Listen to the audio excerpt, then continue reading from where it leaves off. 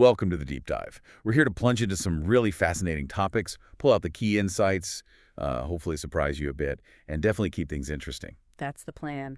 And today, we're going beyond just Noah and the Ark. We're actually diving into the end of that story, well, the often skipped over conclusion of Genesis chapter 9. Yeah, those last few verses, 25 through 29, they're short, but wow, they pack a punch. Prophecy, blessings, curses. Exactly. And Noah's final acts, the end of his, frankly, extraordinary life. It all kind of sets the stage for what comes next with humanity, nations, their destinies. It's big stuff. And what's really helpful for this deep dive, I think, is that we're drawing on insights from a detailed panel discussion. Scholars really picked these verses apart. Right. So you're getting multiple perspectives, which is great because, let's be honest, some of this is pretty challenging material. Helps us see the nuances. Definitely helps uncover things you might miss on a first read. Absolutely. Yeah. So our mission today, let's unpack these ancient words, find those aha moments, maybe some surprising facts, and get a solid grasp without, getting bogged down. Because these verses, they really do lay groundwork for so much that follows in the Bible. Totally. It's like a lens for viewing history, human nature, God's interaction with people. Okay, let's get right into it. All right. So context. We're right after the flood. Humanity gets a fresh start, but then almost immediately there's this difficult family moment involving Noah and his son Ham, the vineyard incident. Yeah, not Noah's finest hour, perhaps. And it leads directly into this really heavy pronouncement in verse 25.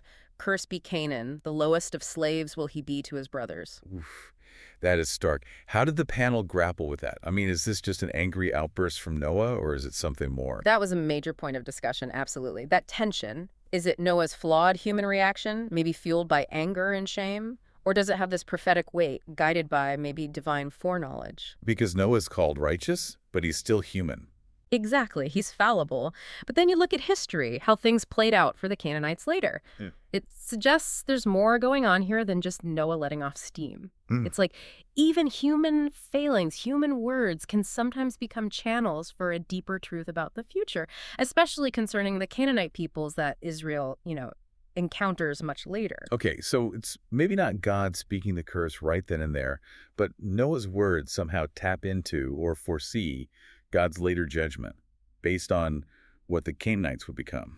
That's a good way to put it. The curse seems to foreshadow the deep moral decay and pretty abhorrent practices that came to define Canaanite culture later on. You mean the things mentioned in Leviticus and Deuteronomy? Precisely. Leviticus 18, Deuteronomy 18. They detail the idolatry, child sacrifice, really severe sexual immorality, things God explicitly warns Israel against. So the curse isn't arbitrary. It reflects a foreknowledge of that future wickedness. Right. And the panel really stressed this. It's crucial to see it linked to moral decline and its consequences, not as some kind of, racial thing. It's a specific prophecy about behavior and its outcome. That distinction feels really important. Okay, so from that heavy note, the text just pivots. Almost jarringly. Verse 26, Noah says, "Praise be to the Lord, the God of Shem. May Canaan be the slave of Shem." Big shift. Huge. And that phrase, the God of Shem, it feels significant. Yeah. Why single out Shem like that? What did the panel make of that specific wording? Oh, hugely significant. Foundational, really. The panel spent quite a bit of time here. The God of Shem, it's not just casual. In a world that's about to dive headfirst into polytheism, worshiping all sorts of gods. Right. This is radical. It's the first time in the Bible that God, the Lord, is linked so personally and exclusively to one specific person's lineage. Wow. So it sets Shem apart, a unique spiritual inheritance. Exactly. One scholar pointed out, in the ancient world, gods were usually tied to places or mountains or storms. To say the God of Shem, it's almost countercultural. Yeah. It establishes this personal relationship, this chosen line. That's fascinating. So it's more than just bless you. It's like planting a flag, a statement of spiritual allegiance. And that line obviously leads somewhere specific. Right down the line. The God of Shem points directly towards Abraham, Isaac, Jacob, the nation of Israel. And ultimately, the Messiah. Yes. So this blessing, it's not just about ancient family politics. It's laying the very foundation for God's covenant people and the whole story of salvation that unfolds from there.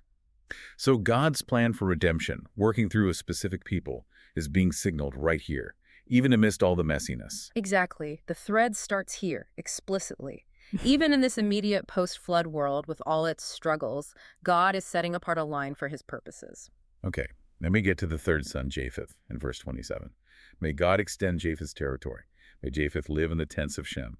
May Canaan be the slave of Japheth. But the first part seems maybe simpler. Extending territory suggests growth, expansion, geographically, maybe numerically, often linked to, like, the Indo-European peoples. That's the common understanding, yes, widespread descendants. But the second part, may Japheth live in the tents of Shem. That's such a rich image. What does that mean?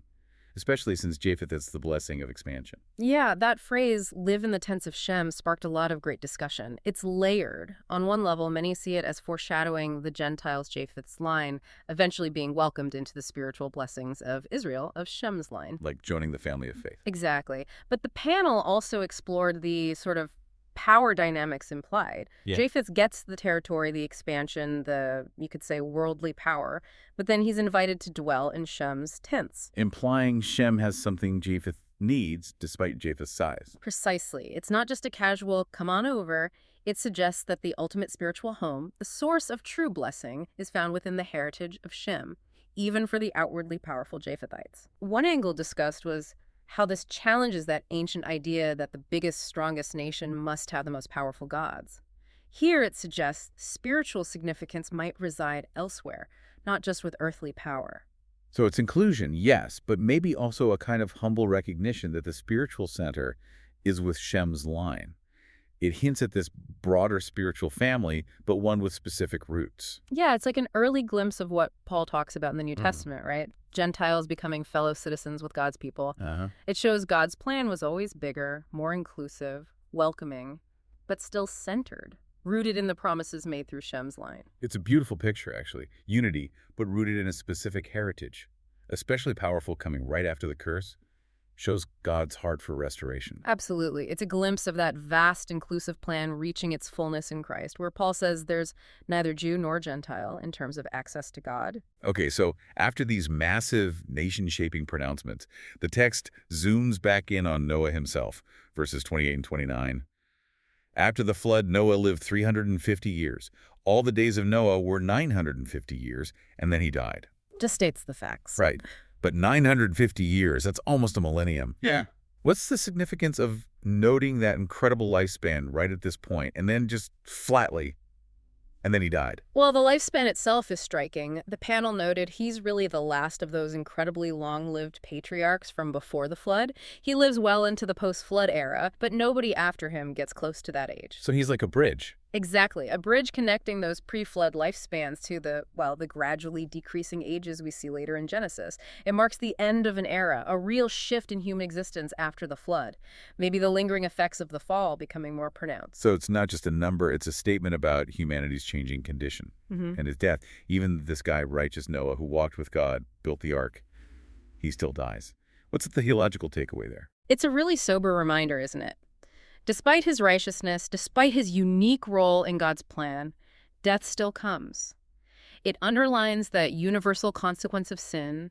The wages of sin is death, as Paul puts it later. Right. It shows that the salvation God provided through the ark, that physical deliverance from the flood, that fresh start, it wasn't the ultimate salvation.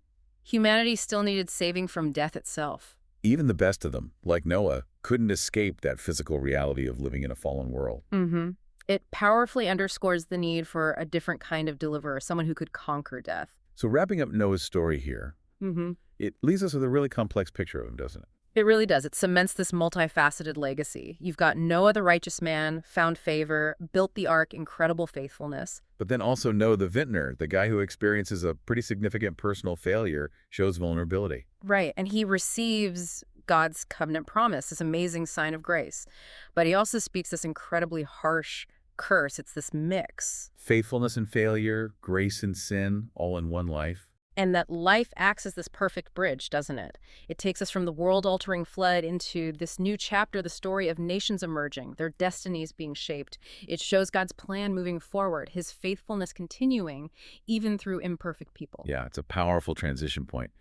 So there we have it, a deep dive into just a few verses, Genesis 9.25-29, but revealing so much about Noah's final acts and their huge implications. So just to recap that complex legacy, Noah, righteous ark builder, yes, but also flawed human, received the covenant, pronounced the curse. His life connects these major biblical eras, showing God's preservation alongside our ongoing human struggles. And those key takeaways really stand out. First, the profound long-term consequences of actions seen in that curse on Canaan, but needing to be understood in terms of future moral failure, not, prejudice. Definitely. Then second, that immense spiritual significance of blessing Shem, the god of Shem, establishing that unique lineage leading to Abraham, Israel, and the Messiah, a huge theological statement. Yeah, huge. Third, that amazing inclusive vision with Japheth, invited to live in the tents of Shem. It foreshadows Gentiles being welcomed in, showing God's plan is bigger than just one nation, even while it's rooted in Shem's line. And fourth, that sobering reminder of Noah's death. End of an era of long lives, yes, but also points to the universal impact of sin and our ultimate need for a salvation that conquers death itself. And connecting all that to the bigger biblical story.